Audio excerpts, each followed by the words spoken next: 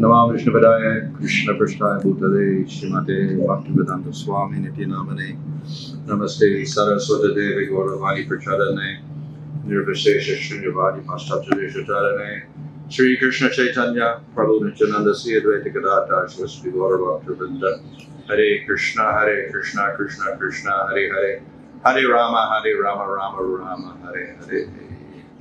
So the title is very simple, Siksha and Diksha Guru, so this is a little explanation of that and their place in ISKCON.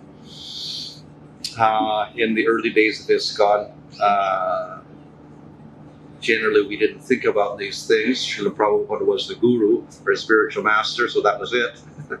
Then Chaitanya Charitamrita came out, and then we got a little bit of an explanation that were different types of gurus.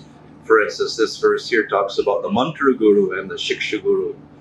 So, of course, the mantra guru here is translated as initiating spiritual master, and then the other are called instructing spiritual masters. So we got a little bit of a distinction here. We got different types of gurus.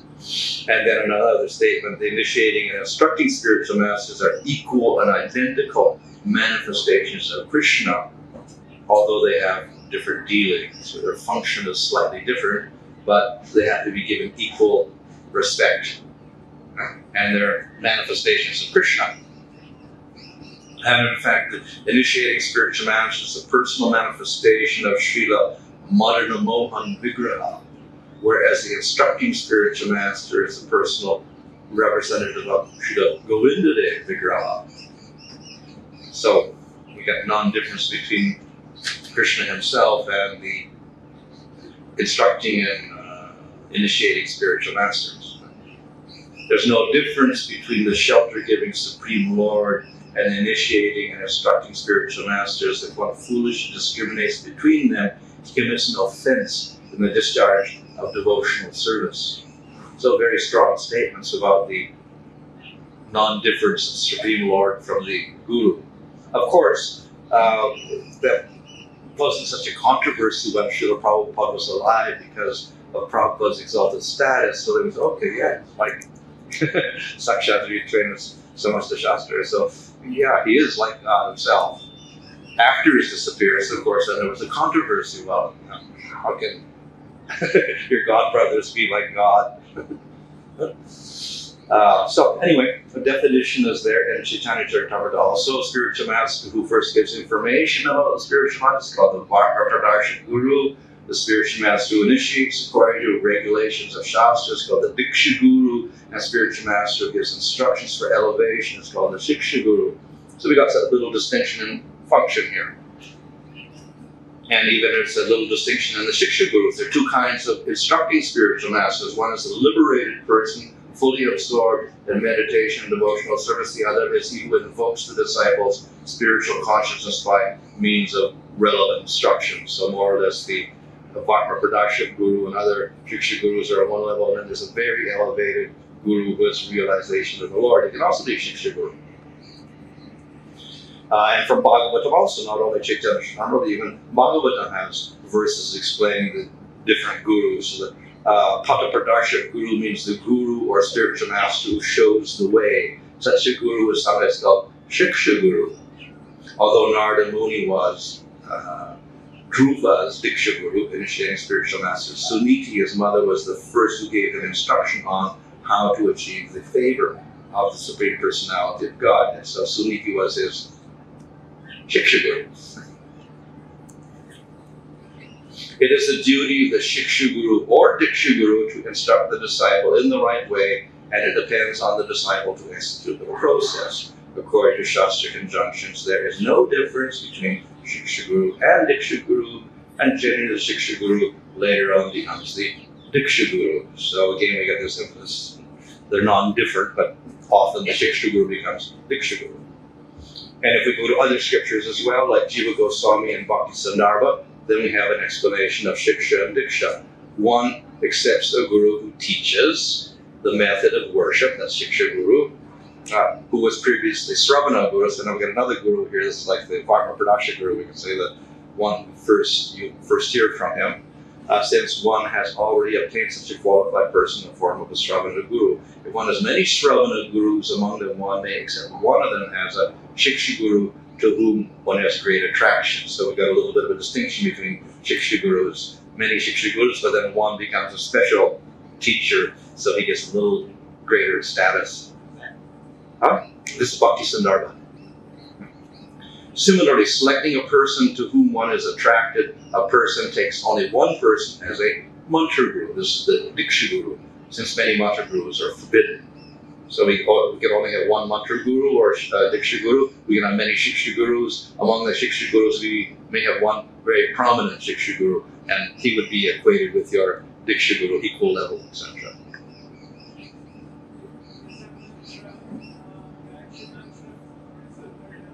No, it's not Harinam. Generally, when Chaitanya Charitamrita and other works, when they talk about mantra, it means that what we call second initiation mantras. The Vaishnava mantras like the Kam Gayatri, the Krishna mantra, 18-syllable Krishna mantra, the Guru mantra, and the Gaur mantra, and the Gaur Gayatri and Guru Gayatri. Those are called the Diksha mantras. And Hare Krishna mantra is called Nama, Harinam or Nama.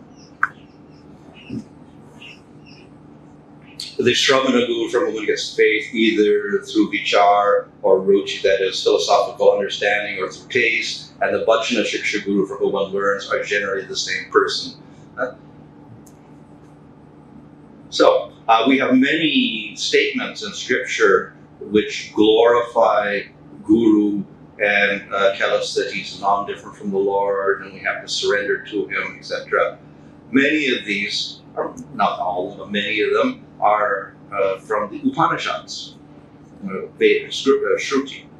And though we generally assume this refers to Diksha gurus, actually, in the context, they're actually Shiksha gurus in the original context. Like in the Mundaka Upanishad, Tat Vijnanartam Saguru Eva Bhigat, one should approach the guru.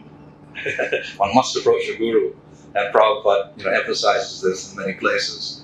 Actually, we have to get a Diksha guru, but actually, in the context, it's a Shiksha guru in this particular Upanishad. So generally in Vedic life, their Diksha mantra was what we call the Brahma Gayatri, which we also get. So that was their Diksha. They were not Vaishnavas as such, they were getting initiation into the Vedas. So the father was the Diksha guru. But if they go to the Gurukul, then they would learn under some other teacher for 5 years or 20 years. They would learn all the Vedas and Upanishads, etc., get Brahma Gyan, etc. So that would be the Shiksha guru who does that. So here he's talking about getting the knowledge, not the mantra. So they would go to the Gurukul to get that. So this is a Shiksha guru they're talking about here. So you must approach the Shiksha guru. And that's made clear in Mundaka Upanishad also. The guru will teach Brahma Vidya in truth to the student who is completely surrendered, who has controlled his mind, has controlled his senses. By that knowledge, he will know the eternal, indestructible Lord. So yeah, it's Shiksha that he's giving, which is important here. Another famous verse, Yasya Devi Parabhakti Yata Devi Tata Guru, often quoted again. You worship the guru just as you worship the Supreme Lord. And if you do so, the meaning of scripture is revealed. So another Upanishad, Svetasvata Upanishad. Again, it is Shiksha. We treat the Shiksha guru as like we treat Supreme Lord. And then we get the meaning of the scripture revealed. Of course, this doesn't say that the Diksha guru cannot do this, but the emphasis here in the Upanishads is actually on the Shiksha guru being given this special status. Another one, Acharyavan Purusho Veda, a person who is Acharya knows the Lord is here. Chandogya Upanishad, again, Shiksha guru. Here's a verse from the 11th canto of Bhagavatam. One should know the Acharya as myself and never disrespect him in any way. One should not envy him, thinking him an ordinary man, for he's the representative of all the demigods. And this is often quoted also, that you can never disrespect the guru or the Acharya. But again, if we look at the context, this is talking about becoming a brahmachari. And again, it's Shiksha. And not only is it Shiksha, but Jiva Goswami says this is a brahmachari in the Varna Ashram system. It's not necessarily teaching even Jnana or Vaishnava things. He may be teaching karma to the disciple. So he says, even those practicing karma should see the Guru as the Lord. Okay? So the particular verse here is the brahmachari, he's learning about karma, etc., from the Guru, and you teach that Guru as if he were, non-different from the Supreme Lord, and you can't disrespect him in any way. So whether it is a Vaishnava Guru, impersonal Guru, or a teacher teaching Guru teaching karma, you have to give him great respect. And that's all the Siksha. So, nevertheless, we have this process called Diksha, which is very prevalent, not only in the Gaudiya Sampradaya, but all the Vaishnava Sampradayas and even other Sampradayas, they have this process called Diksha. So what is that Diksha? So for us, we kind of use that term to include Siksha also in many cases. But if we were to historically look at it, or shastrically look at it, it's a very particular definition, that Diksha, what it is. And that is defined by these two verses. The first verse, which we'll find in Upadeshamrita and a few other places, these two verses are quoted in the Bhakti Sandarbha of Jiva Goswami. And the two verses should be taken together in order to get a complete understanding of this explanation of Diksha that is given by Jiva Goswami. So, the first verse talks about Divya Jnanam and Papasya Sanchayam. So that means bestowal of transcendental knowledge and destruction of sin. Therefore, it is called Diksha. So we may assume, some people assume that, therefore, when you get Diksha from a Guru, you get Divya Jnanam, transcendental knowledge, and you get your sins destroyed. And if it's a Siksha Guru, that doesn't happen. That's the assumption that many people make. So therefore, we have to take a Diksha Guru to get our transcendental knowledge and destroy our sin. However, if we look at the second verse and we get the explanation of Jiva Goswami, we'll see that it's actually a little bit different what the meaning is. So we have the second verse here, and in the third line we have this phrase, Griniyat Vaishnava Mantra. Therefore, one should accept the Vaishnava mantra. So that's actually what we get here. Diksha is so called by the wise because it bestows Divya Jnanam, attaining Krishna, and destroys sin. Therefore, one should offer respects to the Guru, offer him everything, and accept Vaishnava mantra according to the rules of taking Diksha. So that's your Griniyat Vaishnava mantra. So the significance is explained by Jiva Goswami. Divya Jnanam, this transcendental knowledge, is knowledge of the form of the Lord, and knowledge of one's particular relationship with the Lord in that sacred mantra. So when you get your Diksha mantras there, you get a mantra, secret mantra, and in that is the form of the Lord. In our case, it is Krishna and Gauranga. What's so surprising about that? Well, each Sampradaya will give mantras. It may not be Krishna, it may not be Gauranga, it's going to be something else. So in Sri Sampradaya, it is Vishnu. In Madhva Sampradaya, it's Vishnu. Of course, if we go to non-Vaishnava Sampradayas, it may be Durga Devi, it may be Shiva, it could be anything. In Vaishnavas, it'll be some form of the Lord, but not necessarily Krishna and Lord Chaitanya. It can be Radha Krishna or whatever. Balabas, Krishna. Nimbark is probably Radha Krishna. I don't know exactly what their Diksha mantra is, but it's probably Radha Krishna mantra. According to the Sampradaya, you will get different Diksha mantras and consequently different forms of the Lord as your deity to worship and meditate on. So that is conveyed through the mantra, the Diksha mantra that you get. It is secret. It is privately revealed by the Guru and given to the disciple, and the disciple is not supposed to tell that mantra to anyone unless he gives Diksha to another person. So this is how the parampara Diksha gets carried on. You can't get the mantra unless you take the Diksha, and once you get it, then you become the disciple of that Guru, and then you may become a Guru, then you pass the mantra on to another person. So we have a Diksha parampara that way. And it's a secret mantra. So therefore, the idea of this Diksha is through the mantra, you get the Divya Jnana, and you destroy the sin. Obviously, if you get knowledge, you destroy sin. We know Krishna, or we get the Krishna mantra, that's very powerful, and we can destroy all of our sin. Of course, that happens with the holy name also, we know. So, Ajamil chanted the name of Narayan and destroyed all of the sin also. So it's not only the Diksha mantra that does this. No, Hare Krishna also does that. So therefore, the distinguishing factor of the Diksha Guru is it's done through the mantra. We get the transcendental law, we destroy the sin through the Diksha mantra. So the Diksha mantra, therefore, is a speciality of the Diksha Guru. And then he says it's mainly for rich householders doing deity worship. So Diksha, it gives a mantra. That mantra qualifies one for doing pancharatric deity worship. So therefore he says it's for the rich householders because they can afford to spend their money on flowers, fruits, and whatever, and temples and whatever for the deity, whereas Babajis and sannyasis don't have any money, so they could not do so. So therefore he says for the rich householders to do deity worship.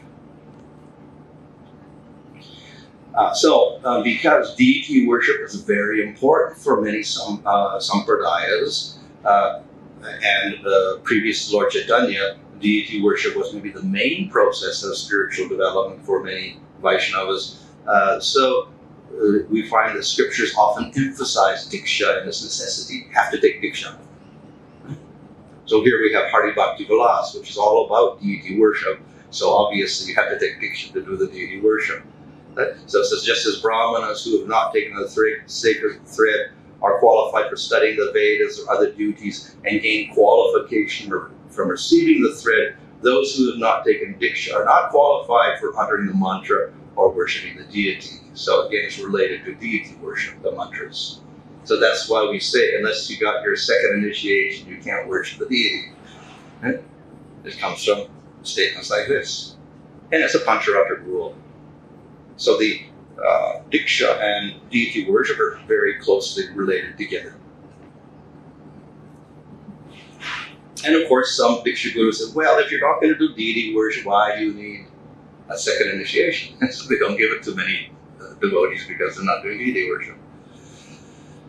So here's another very emphatic verse. Unless one is initiated by a bona fide spiritual master, all his devotional activities are useless. A person who is not properly initiated can descend again into the animal species.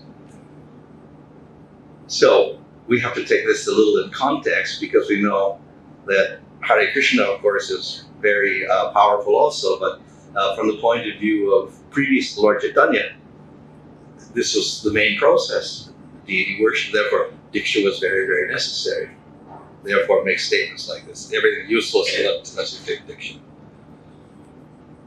So, just to summarize, the Diksha is spiritual advancement, transcendental knowledge, destruction of sin, etc., attainment of Prema and Krishna through deity mantra. And Siksha is bestowing teaching. So we got two types of gurus. And they're considered to be equal. Obviously, we should not say that teachings are less than the mantra. So teaching, Bhagavad Gita is not different from Krishna. Bhagavatam is not different from Krishna. Hare Krishna is not different from Krishna. And the deity mantra is not different from Krishna. So we can't make real distinctions between these different processes, though with a slightly different function. And the Diksha Guru may combine both. He gives the deity mantras, he also gives teachings, and that often happens. So, the Diksha was very important before the advent of Lord Chaitanya. Archana was a very important process, and thus Diksha was very important.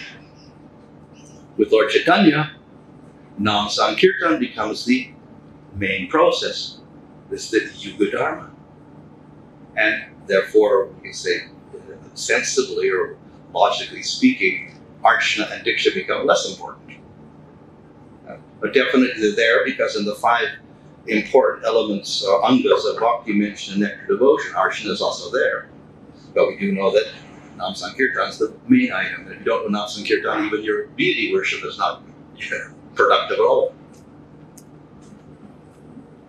So we do have in Chaitanya Charitamrita, there are verses that still glorify Diksha process. At the time of initiation, when a devotee fully surrenders unto the service of the Lord, Krishna accepts him to be good as himself. When the devotee's body is transformed into spiritual existence of the devotee, and the transcendental body renders service to the lotus feet of the Lord. So, some emphasis on Diksha. At the same time, then we have statements in Chaitanya Charitamrita that say something else. Harinama Evakevalam. Only the holy name. Only the holy name. Only the holy name. This is the important process for the people. Here we have no mention of Diksha at all. And we have statements to show that chanting Hare Krishna is not dependent on Diksha. You can become successful just by chanting the holy name. Well, best for the Brahmanas, even without initiation, preliminary purification, or acceptance of the renounced order, one can attain perfection in devotional service simply by chanting the Lord's holy name. Simply by chanting the holy name of Krishna once, a person is relieved from all the reactions of a sinful life. One can complete the 9 processes of devotional service, including Archana, simply by chanting the holy name. So Archana, everything else is within the holy name also. And it destroys all your sinful activities. The definition of Diksha was it destroys your sins. But Harinam does the same thing without initiation. So with all the destruction of sins, the bestowal of transcendental knowledge, both of these are attained by chanting Hare Krishna also. So whatever Diksha does, holy name also does. One does not have to undergo initiation or execute the activities required before initiation. One simply has to vibrate the holy name with his lips. Thus, even a man of the lowest class, Chandala, can be delivered.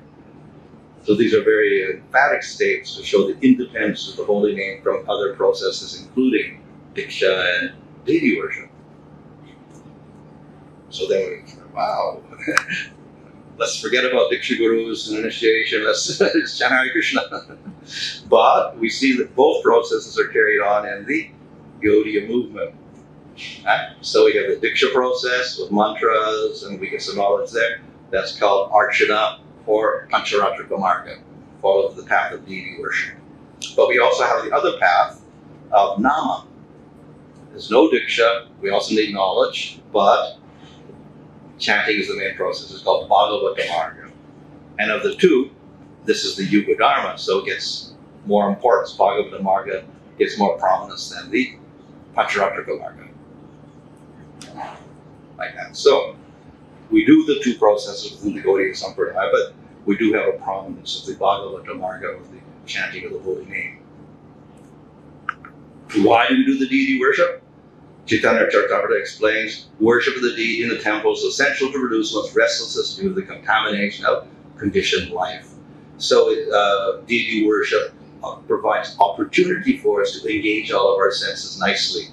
And usually our senses are all kind of disturbed. So it provides good opportunity to us. Some people may need this more than others. Nevertheless, it's always, productive and gives very good results if we engage in worship of the deity. But again, we cannot forget the chanting of the holy name, which is our mainstay.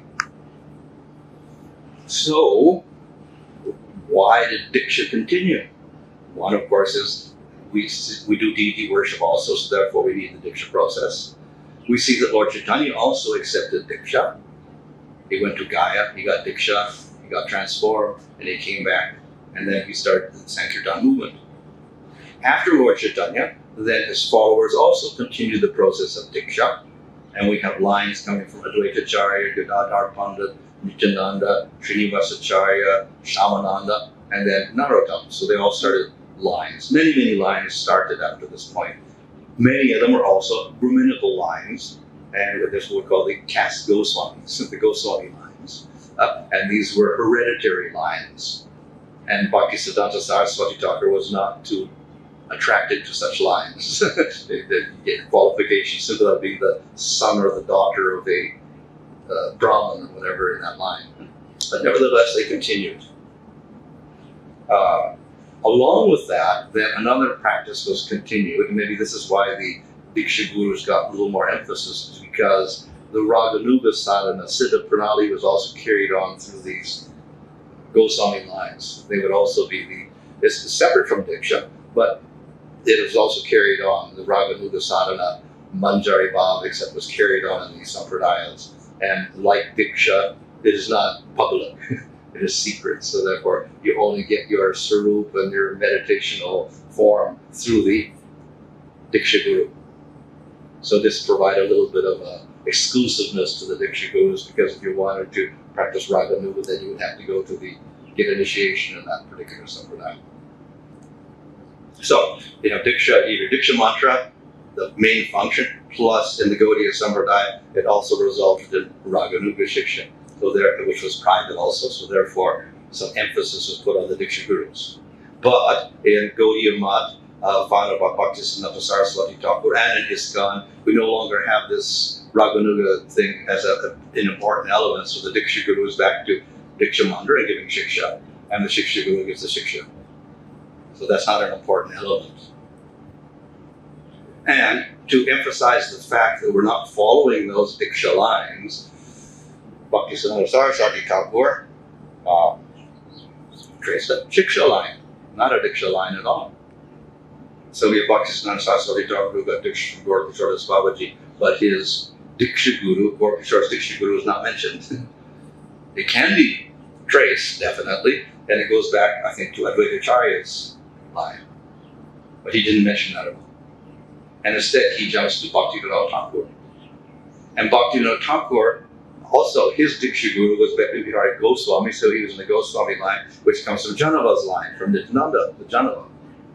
But he doesn't mention that also. Instead, he traces to Jagannath Das Babaji.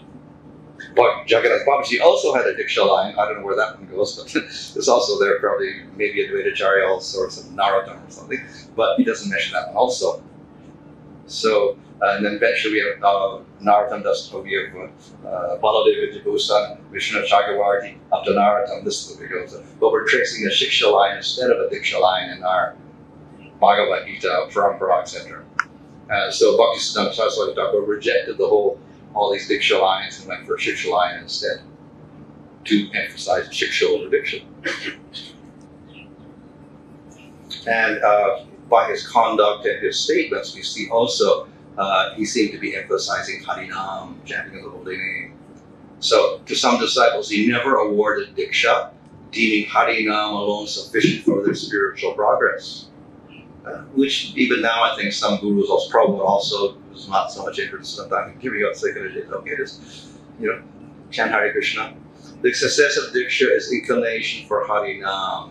Whoever remains fixed in chanting offenselessly should be understood to have undergone Diksha in all of the proceedings. The Dikshita, people who take Diksha, are inferior to the Harinam Asarta, those who accept the holy name and chant the holy name. For those who don't believe the name and the name, that name and Krishna are non-different, for them deity worship or Diksha is required. So again, he's emphasizing holy name more important than Diksha.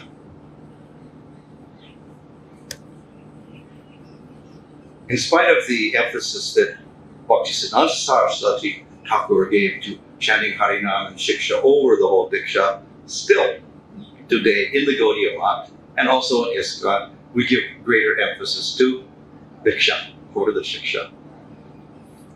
We can give many reasons or whatever, but so it's peculiar from the logical point of view, in spite of the fact of all the emphasis given to the Shiksha Sampradaya. So somehow we start emphasizing the Diksha Guru, and it becomes a prominent factor in everyone's life, and it becomes a prominent discussion in ISKCON where you have the Vaishnavi Diksha Guru versus no Vaishnavi Diksha Guru. So again, the Diksha Guru becomes a prominent issue in ISKCON. We've added elements which make it a little more complex and maybe give more emphasis to the Diksha. One is a fire sacrifice and the other is vows. If we look at the original Gaudiya Diksha, it was very simple. And there are grounds for not giving it so much emphasis because it was so simple. We see in the Brihad Bhagavatamrita that Gopakumar just got his mantra, secret mantra, a 12-syllable Krishna mantra, And he was chanting that to himself, meditating on that for a whole day of Brahma. Later on, he started chanting Hare Krishna, Hare Nam.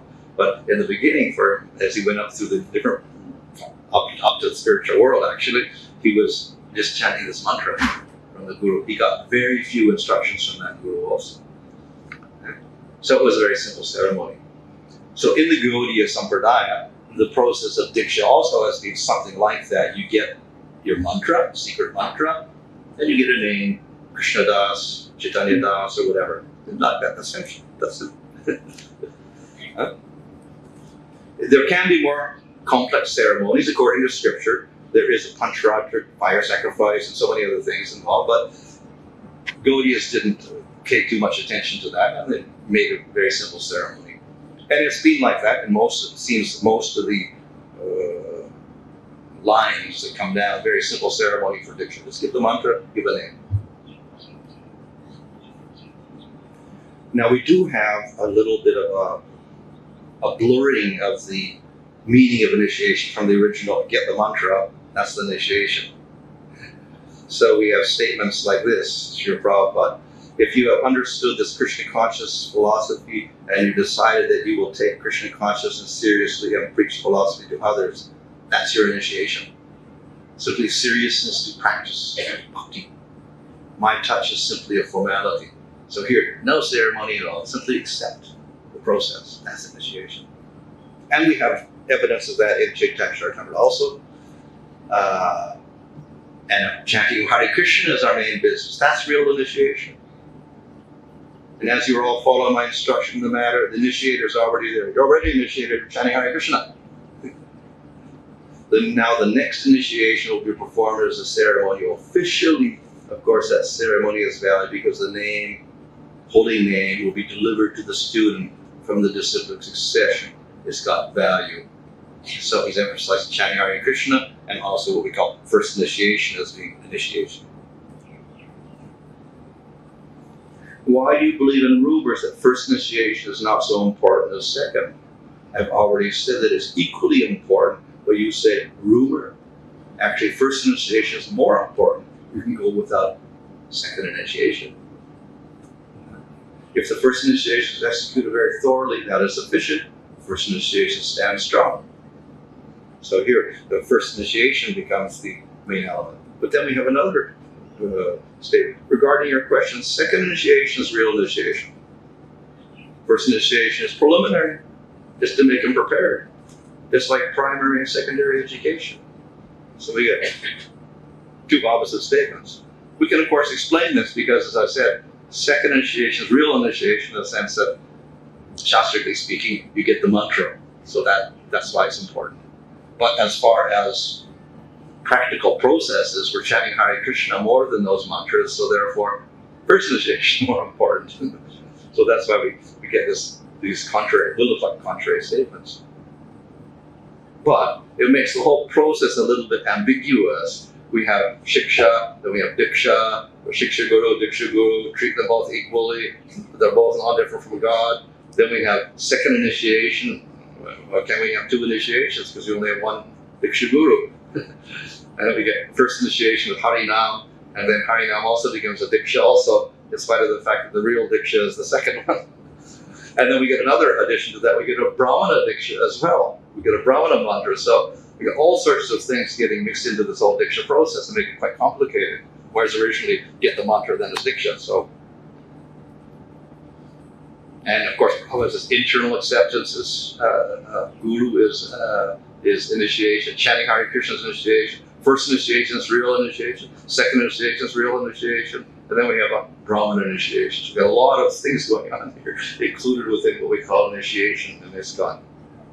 So what is the real thing? So we can explain how it became so complicated to some degree.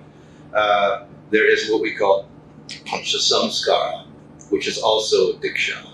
So we have, of course, the mantra, but then we have a little bit more elaborate thing, 5 elements of Diksha in Pancharatra, of which the mantra we see here, Krishna mantra, the purple part here, and this is the Vaishnava initiation, which we call second initiation. But we also have other elements. One is tilak. You get your traditional tilak. Each group has their particular tilak. The Sri Vaishnavas, we have two groups of Sri Vaishnavas. One get one version, another get another version of tilak. We have Madhvas, they have their particular tilak also. Then the Gaudiyas, we have many groups. Shyamananda has his particular tilak. Nityananda Vamsa has their tilak. Advaitacharya has their tilak. Narottam has their tilak. So when you get your initiation from a certain guru, he comes in a certain line, so you get their particular tilak. So that identifies you as I'm a follower of that line. So tilak is important to recognize us as a Vaishnava, but also our particular sampradaya or a particular group. So that's one element of the Diksha or the Pancha Samskar. Another one is getting the name. So we do that. Krishna Das, Gauranga Das, etc. We all get names. New birth, so you get a new name. So that's common also in other sampradayas as well. Another one is called tapa, or getting branded. So they take some iron brands with a shankha and chakra and put it in the fire, heat it up so it's red hot, and they brand you. So that's another purification, right, by fire. So, of course, we don't do that, but they still do that in Sri Sampradaya and Madhva Sampradaya. I think Nimarkas don't do it and Vallabhas don't do it. So, common in South India still, but not in North India. Those are three. Then, the important one is the mantra. So we get Krishna mantra, other people may get Vishnu mantra or whatever. So that's there as an important element. And the last one, the fifth one, is Archana, or deity worship, you can qualify for worshiping the deity. So those are the five elements of Pancha Samskar.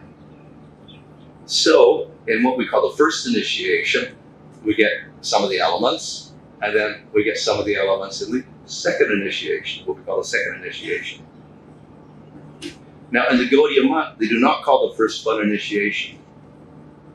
They call the second one initiation because that's where the mantra comes in. Now, added to that initiation, in the Gaudiya Math, they got another initiation, that is the Vedic initiation. And the reasoning of Bhaktisiddhanta Saraswati Thakur was that if you were a Vaishnava, you're qualified to do whatever a Brahmana can do.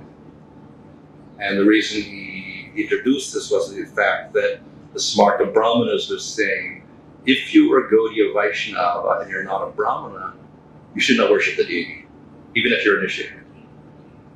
So he said, no, if you're initiated, you're qualified to worship the deity, and you're superior to a Brahmana. So once they got their Vaishnava initiation with the mantra, then he said, you're qualified to do whatever the Brahmana does. So I will give you the Vedic Gayatri mantra, Om Bhurvubhuva Svaha, and you're qualified to study the Vedas or do whatever a Brahmana can do. And along with that, there's a fire sacrifice to make a brahmachari called the Upanayanam sacrifice, at which you get that Vedic Gayatri mantra, and you get a little danda as a brahmachari in a deer skin or whatever like that. And it's a very complex ceremony that goes on for a few hours with Vedic mantras chanted. And then you become brahmachari and you're qualified to study the Vedas. So they do that ceremony in the Gaudiya Math even now. After they get their Vaishnava mantras, then they go through this whole ceremony. So we get another initiation, the Vedic initiation here. Now in ISKCON, here the Gaudiya Math, they don't call the first one initiation. They just call Nam Dan. Okay, you're getting Hare Krishna, get some beads, chant Hare Krishna. Now we call this first initiation in ISKCON. And we make it a little more significant. There are vows, chant 16 rounds, follow regulated principles, loyalty to ISKCON, etc. And there's a sacrifice, a non-Vedic sacrifice introduced. Second initiation, again, similar to Gaudiya Math. And then we also do the Brahmana initiation, also giving the Gayatri mantra. Little difference here is we don't do any Vedic sacrifice. The Upanayanam sacrifice we don't do. And the women also get the Vedic Gayatri mantra. So slight difference there. So in this whole process, the whole thing becomes, in ISKCON, the whole thing becomes Diksha, more or less. And even though the main elements of Diksha are the deity mantras here, and of course we see the Vedic Diksha with the Vedic Gayatri, neither of which we don't use so much in our sadhana. actually chanting Hare Krishna as a main sadhana. But nevertheless, the Diksha guru in the process of Diksha becomes emphasized. And first initiation becomes more emphasized than second initiation. So we can defend that by the fact that, okay, Harinam chanting holy names is more important than chanting deity mantras. But what happens is everything focuses on the Diksha Guru. Ultimately, the Diksha Guru becomes everything. First initiation, second initiation, Harinam, mantras, rituals, fire sacrifices, Siksha, Brahman Diksha, everything. And so the Guru becomes, the Diksha Guru becomes instrumental for all of this. So then naturally he gets the higher position than anybody else. So what's wrong with the Diksha Guru getting all the prominence? So one is that if we only emphasize Diksha, then what is Siksha? Diksha, you're okay, I got my transcendental knowledge and I destroyed all my sins, so I don't have to study anything, I don't have to learn anything. Not correct. Many people may think like that. And in order to get your Diksha, you get trained up and you get some Siksha. But then after you get your Diksha, the Diksha Guru is everything, and everybody that trained you up gets forgotten. So that's also not proper etiquette. If somebody does some work, then he should be honored for whatever he's done in terms of Siksha, etc. And as we said, the Siksha Guru and Diksha Guru should be treated equally. But it doesn't happen like that. The Diksha Guru gets the utmost prominence, and the Siksha Guru is way down forgotten in many cases after he's done all the work. So that's very problematic. In fact, one person says, well, after a while, I just kind of gave up. I had no more enthusiasm for training these devotees up because after a while, they forget about you. They take their Diksha and they forget about you. You're nothing. So, you know, how you can continue like that? So we have to give credit to the Siksha Gurus. But the process we follow is such that somehow the Siksha Guru gets the Diksha Guru gets the emphasis. So another problem, of course, is that when the Diksha Guru gets emphasized, not only the Siksha Guru gets forgotten completely, but even Prabhupada gets minimized also. And he's the preeminent Siksha Guru. But because emphasis on Diksha, then Diksha's everything, Siksha, okay, like that. So then Srila Prabhupada, as the founder of Acharya ISKCON, also loses his position as the most important person, the most important guru in our the life of a devotee. So this is important to emphasize Srila Prabhupada for the unity of the movement now and into the future, 50 years, 100 years, 300 years from now. We do have to put the emphasis on Prabhupada, but if the emphasis goes to the Diksha Guru, then the unity of ISKCON gets lost.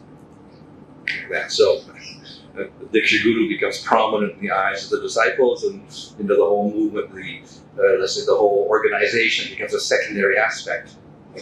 And the Diksha Guru, with his little organization of disciples, becomes more prominent. And this takes on a managerial function also in many cases. The Diksha Guru also becomes a manager for all the disciples, and the whole structure of ISKCON is a managerial thing with GBCs and regional secretaries and demo presidents. Is like a secondary thing. You can follow them kind of, but you're more likely to follow your Diksha Guru even in terms of management. So this is also a problem that gives disunity within the managerial system. So the GBC's passed a few resolutions to try to put Prabhupada in the center of everybody's life. ISKCON members shall be trained to place their faith, trust, and allegiance first and foremost in the founder Acharya, who is the preeminent Siksha Guru for every member of ISKCON. Srila Prabhupada is to be worshipped through his words, Murti, picture, and devotees. Unfortunately, probably many people don't even read the resolution, so that's a problem. Nevertheless, the GBC's got some sincerity here in trying to emphasize Srila Prabhupada, but still, how many people read and follow this? So, though we have Siksha Guru and Diksha Guru, etc., we do have to give that greater prominence to Srila Prabhupada, who gives the teachings, given the fundamental basis of ISKCON, given us the standards, etc. All members of ISKCON for all generations are encouraged to seek shelter of Srila Prabhupada. All members of ISKCON are entitled and encouraged to have a personal relationship with Srila Prabhupada through his books, teaching, service, and his ISKCON society. So, of course, in spite of these statements by the GBC, still the disciples of a particular guru have a problem in surrendering. They want to focus on one person. So I can't, how am I going to surrender to this person? I'm going to talk about when I got Diksha Guru. That is answered in Krishna Bhajanamrita, where it says the father is like the guru, his older and younger brothers are also gurus, but the father is of one's father, or a great relative worthy of greater respect, is also guru. But his worship should be double that of the father. This is well known among virtuous people. So yes, we have to respect everybody, but the senior and the senior and the senior person gets more respect even. So we can say guru is not different from God, don't think of the guru as having a material body, etc. like that. And we should respect that for all gurus, and even Jiva Goswami, usually for the one who teaches the karma yoga. Even the non-Vaishnava guru, you respect him like God, but still we have a hierarchy of respect.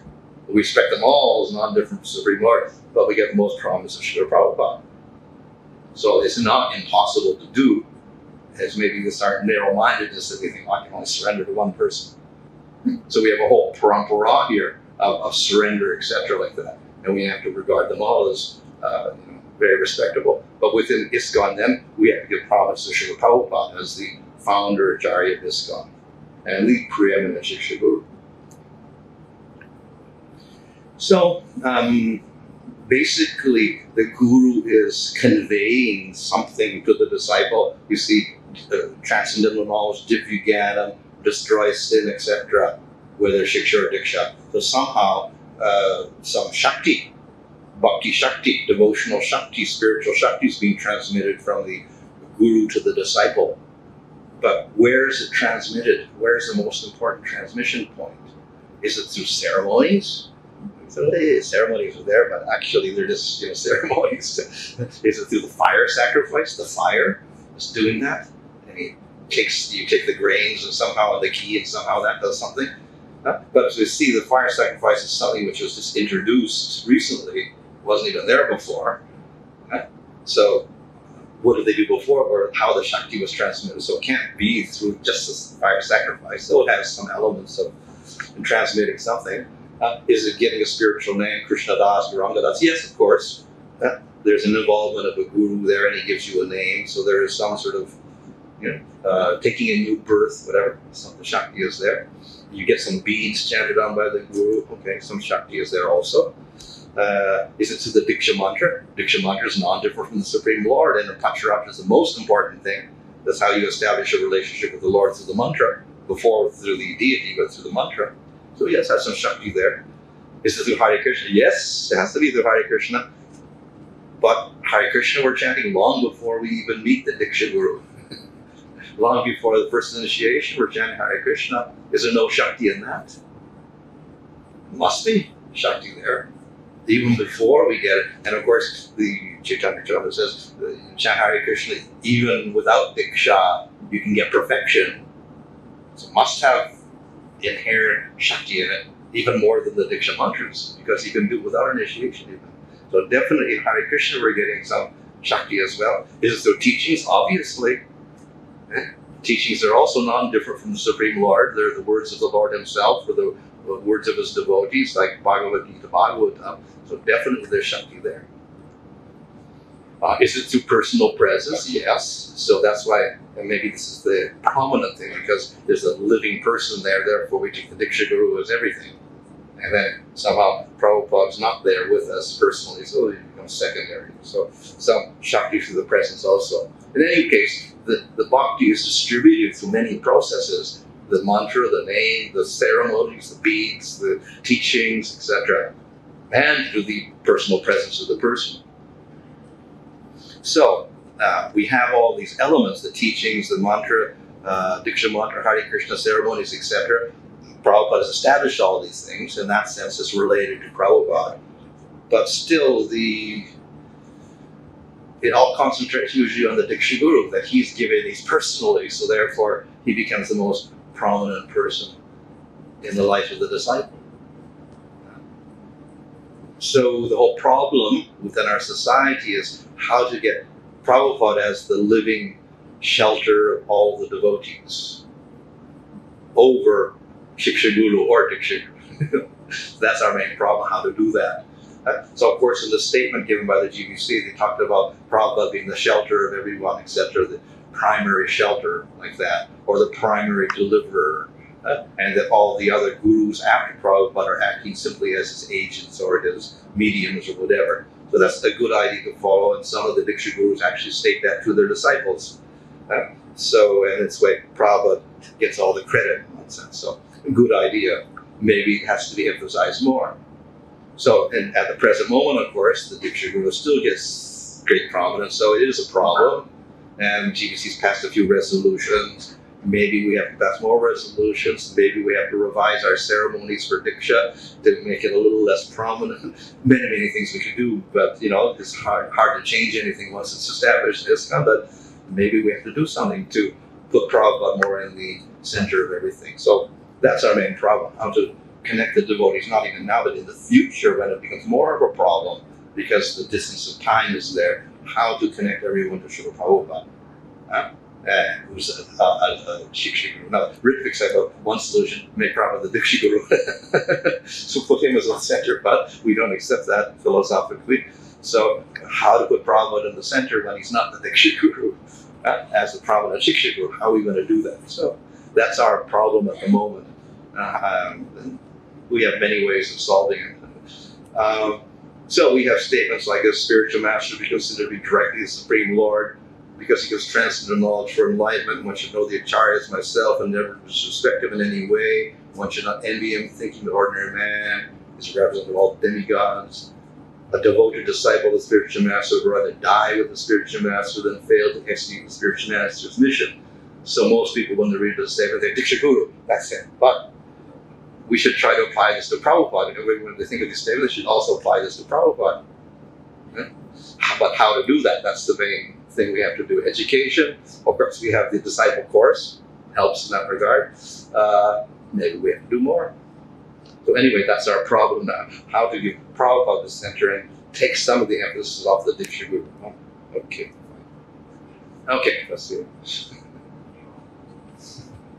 Any question? What happens if the Siksha Guru has a difference of opinion with the so-called Diksha Guru, the one that is the center? Would we be wrong to say that the Diksha Guru still is the central focus of the disciple, or how it should be? I think it would depend on the case. Now in Krishna Bhajanamrita, there it says that you take permission from the Diksha Guru to take a Siksha Guru.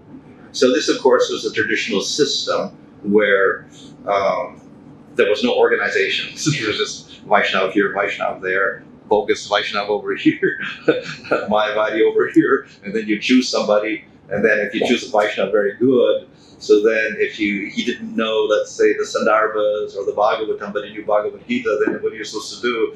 So then he would advise you, okay, here's another good Vaishnava I know, and he knows the Bhagavatam inside out, so you go to him. So that was the system. And ISKCON is a little different because we all know the Bhagavad Gita. We're all studying Bhagavatam every morning. You know, we got all this knowledge behind us already, so we don't have to go through that process there. So that type of rule maybe is less important nowadays. And the Siksha Guru may become more prominent than the Diksha Guru. We see even in the case of Gaudiya Sampradaya, Baldev Vijayabhushan, and Vishnu Chakravarti, the Siksha got more prominent than the Diksha. So it's not a bad thing that the disciple can have more affection or ask more questions. Yeah, for the Siksha Guru. Well, we see that in the case of Baldev Vijayabhushan and Vishnu Chakravarti. That relationship was stronger than Baladev's relationship with his original guru, who some people probably don't even know his name. Yeah. So yes, you could have. And of course, the Siksha Guru may be more advanced in terms of realization as well as knowledge than the Diksha Guru. So then what you do, you don't just judge by Diksha Shiksha, but by level of advancement. So then you would give more respect to the person who's more advanced. So then we give more respect to Prabhupada. Anything wrong with that? No. And would you please throw some lights on the Ritvik system? Yeah, the Ritvik system is that they don't want, one of course is that they want the most advanced person as a Diksha Guru because he gives you Divya Jnanam and destroys your sin. So they're according to that first verse, Divyagyan Yutodadya. So therefore, the one that does that is Srila Prabhupada, and therefore he's the Diksha Guru. And therefore he must give the mantra and everything else. Okay, so we don't disagree with the fact that yes, Diksha Guru gives Divyagyan and whatever, but as I said, it's a particular function of going through the mantra, and the Siksha Guru can also do the same thing. He gives transcendental knowledge, he destroys sin also. So it's not just one Diksha Guru does everything. So in the Ritvik system, Prabhupada is the Diksha Guru, and the attempt there is to make Prabhupada the center of everything, which is a good sentiment, definitely. But in becoming the Diksha Guru, then he's the one that gives the mantra. So how can he give the mantra if he's not present? So they take his tape recording of the mantras and they give that to the disciple. They hear the tape recorder, and that's the Diksha, so to speak. So the difference is that from us is that we say, no, the Diksha Guru should be a living person who gives the mantra, and he received it from Prabhupada or whatever like that. And so he gives the mantra. That's the basic difference. Which is scriptural, of course, and that's it.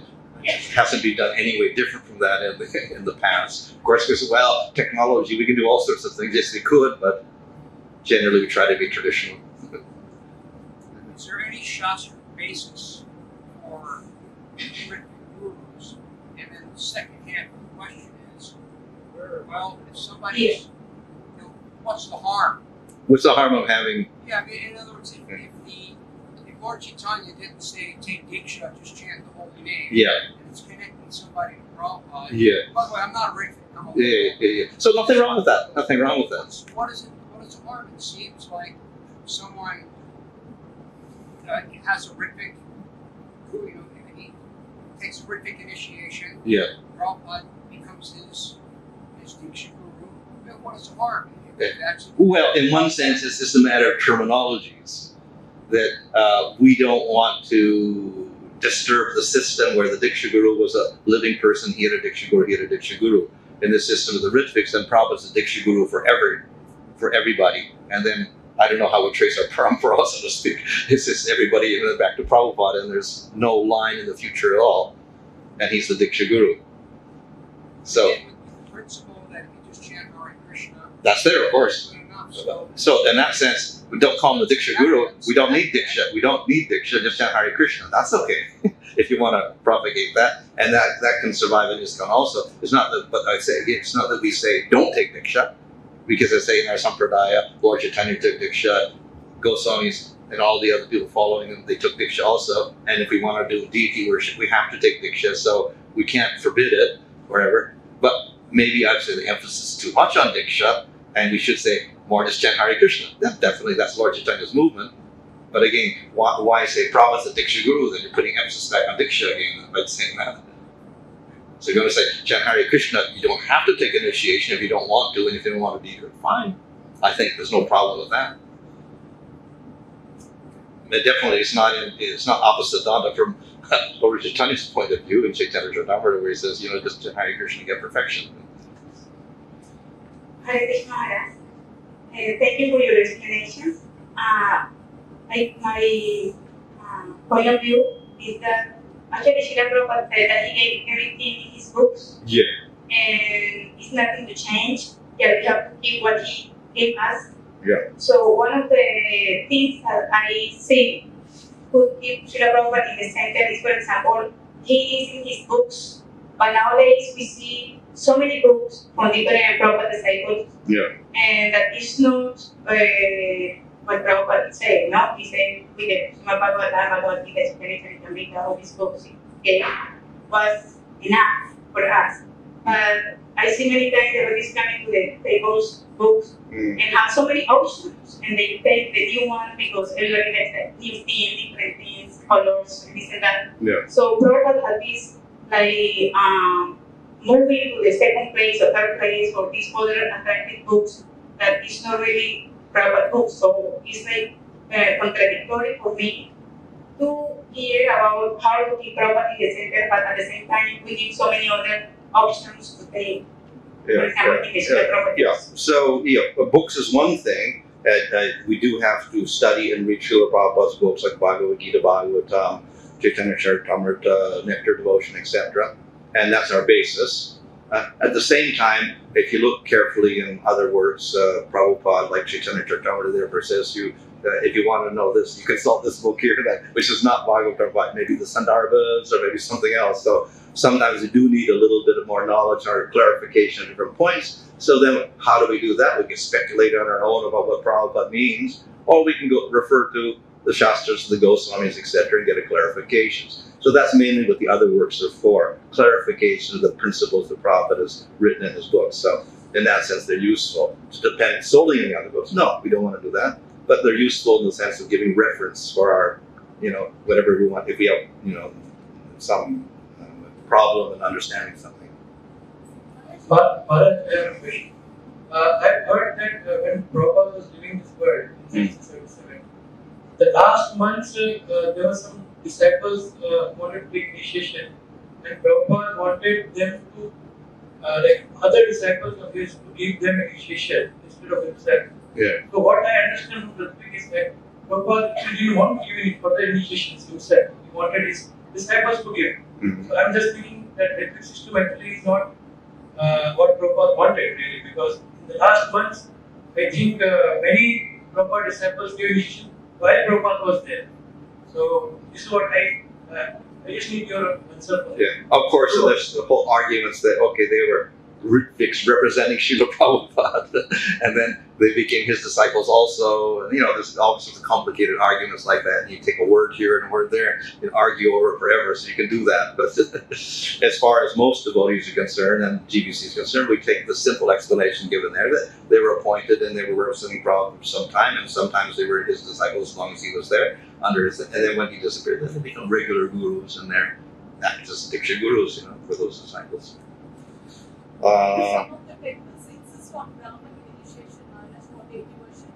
For deity worship, yes, it's required to worship the deity. Pancharatrically speaking, you need to take the Diksha mantras. Yeah, it's required.